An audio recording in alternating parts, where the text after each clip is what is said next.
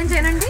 Eco friendly shed, Dolla పాకలో అద్భుతమైన ఆహారం, అమృత ఆహారం.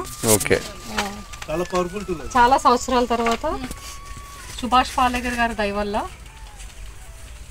సనాతన ధర్మం దగ్గరగా దేశీయ ఆవులు, బుల్స్, ఒంగోలు, రాటి, గిర్రు, వాటి దూడలు.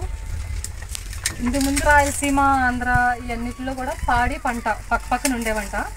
ఈ ఇల్లు ఎకరం పొలంలో ఒక పెంకుటిల్లు, మండవాలోగులు, వాటెవర్ ఏదైనా పక్కనే ఆవులు ఒక వాటిలో అంటే వాళ్ళలో ఫ్యామిలీ మెంబర్స్ లాగా కట్టేసుకునేవారు. వంటశాల పక్కన ఎడ్ల సావిడి ఉండేదంట, అంటే గొడ్ల సావిడి అనేవారు. సో వాటి పేడ మూత్రంతో కూడిన ఆహారం పక్కన వండుకుంటూ కట్ల పొయ్యి మీద తినేవారు ఇలా. సో మళ్ళీ ఆ విధానం హైదరాబాద్ సెంటర్లో, సిటీ మధ్యలో ఇంచుమించు కొంచెం మణికొండ చెప్పాలంటే మణికొండ, కొండాపూర్ దగ్గరగా ఉన్నట్టే కదా మేము. సిల్కూరు హైవే రోడ్లో మరి ఎక్కడికో వెళ్ళిపోక్కర్లేదు. జస్ట్ ఒక 20 నుంచి 25 కొంతమందికి, కుక్కడపల్లి నుంచి ఒక 30 to 40 సరదాగా అలాగా కెఫేకి, Banjara Hills, Jubilee Hills, Madhapur, whatever చాలా ప్లేసెస్కి వెళ్తున్నారు. ఆ కల్చర్ అంతా మన కాదు, బయటది. అవంతా వదిలేసేసి మళ్ళీ బ్యాక్ వెళ్దాము. ఇట్లా సరదాగా ఎకో ఫ్రెండ్లీ బెంచెస్, తాటాకులు చాలా కష్టమైందండి. 4 ఏళ్ళు రీసెర్చ్ చేసిన తర్వాత నాకు కుదిరింది. ఇది కూడా 60% వేయించగలిగాము. దీన్ని మళ్ళీ రీమోడలింగ్ చేస్తున్నాము. తాటి దూలాలతో ఇలా మధ్యలో ఇదంతా తీసేసి పిల్లర్స్ని తిను కరెక్ట్గా వేయలేదు, వర్షం పడిపోతుంది. సో గోడు రావాలి. ఆ గోడు కోసం మళ్ళీ దూలాల హైట్లో తీసుకుని సిమెంట్ పోల్సి ఎందుకంటే హైట్ దొరకమని చెప్పారు. ప్లాన్ చేస్తున్నామండి. మొత్తం ఫినిష్. ఇది రీమోడలింగ్ చేసేటప్పుడు మా వాళ్ళు చాలామంది ఇష్టపడుతున్నారు. మళ్ళీ పిలుస్తాను. మీరే తాటి దూలాలు పాతి, మీరే ఆకులు నేసి షెడ్ నేయాలి. నేర్పించే వాళ్ళు కావాలి ముఖ్యంగా. అదే మేము కొంచెం గైడెన్స్ ఇస్తాం. అతను చేసేవాడు కూడా దగ్గరే ఉంటాడు. ఇక్కడ నుంచి ఆకిస్తే చేతిలో పడాలి, అది మీరు నెయ్యాలి.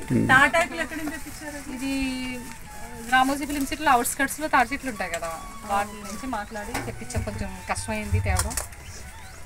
ఇదండి మన అద్భుతమైన ఆహార విధానం.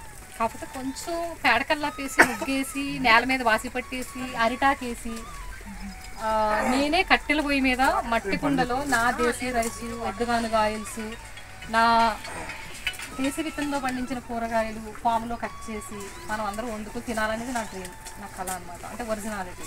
ఇట్లా మరి బయటది కదా ఇది.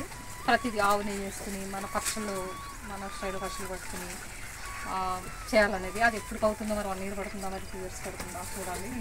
మీ అందరూ సపోర్ట్ చేస్తే ఆ లెవెల్కి వెళ్ళాలనుకుంటున్న వ్యవసాయంతో పాటు మనమే వంటలు చేసుకుని పెద్ద పెద్ద కుండలు, బాణీలు పెట్టుకుని డీప్ ఫ్రై చేసుకుని కల్తీ లేని ఆహారం, స్వచ్ఛమైన ఆహారం మన స్వచ్ఛమైన బ్రాండ్లో ముందుకి తీసుకెళ్లాలని ఉంది మీ సపోర్ట్తో. అంతేనా? నేను ఇలాగా అన్ని రెడీ చేసుకుంటాను. ఇంకో ఎకో ఫ్రెండ్లీ సెట్ చేసి దానికి మళ్ళీ కట్టెలు ఇలా ఎత్తుగా అల్లికి అనుకున్నాం మేడం. మేము అంటే ఒకవేళ ఇలా ఇంత పెద్ద స్థాయిలో వ్యవసాయం చేస్తూ కూడా ఇంత టైం బయట నుంచి వచ్చిన వాళ్ళకి మాకు ఇంత టైం ఇవ్వడం అనేది అంత తేలికైన విషయం కాదు. అంటే కొంచెం వ్యవసాయం కనుమరుగైంది నాకు. అంటే అడుగులు పడింది, ముందుకు వెళ్ళట్లేదు. 3 ఎకరాలు నడుచుకుంటున్నాను. కారు మీద వెళ్దాం అంటే అన్ని వెహికల్స్ ఉన్నాయి కదా.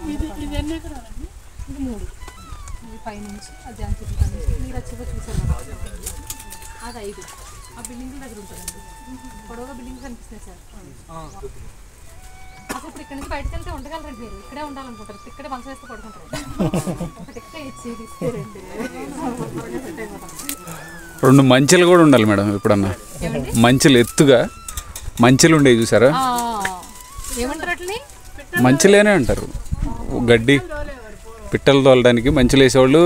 నైట్ వచ్చినప్పుడు పడుకునేవాళ్ళు అక్కడే హైట్లో.